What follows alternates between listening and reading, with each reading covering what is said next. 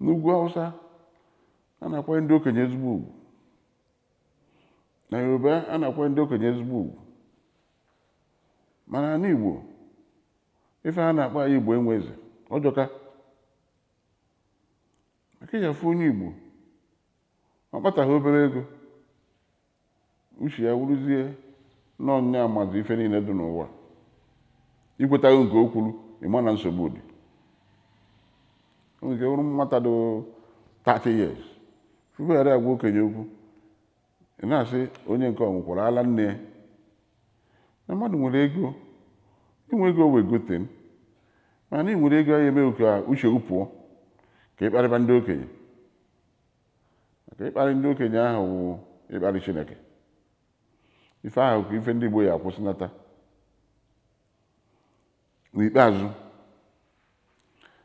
ka m kwuo na ndị Igbo na-lose moral values,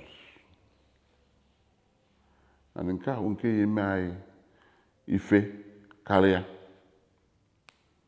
N'oge mbụ mmadụ bịa ịnụ nwa mmadụ, ọ jụọ okere onye wụ nna gị, ebee ka isi isi n'isi Nnewi, ọ sịghị onye wụ nna gị. Ịkpọ afa nna gị, ọnụ onye ma nna gị, ọsọ na-azi na-echi unu.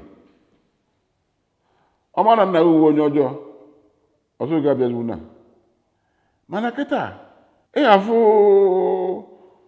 nwa agbọghọ ya nọ, ọ nakọtazi akụ aka ọdịda dị n'onwe ndị bịa anụ.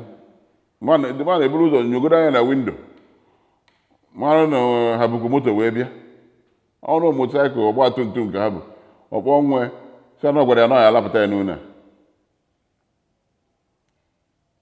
Agwa gị na ya alapụta n'ụlọ kedu ife ọwụ maka na ebughị moto.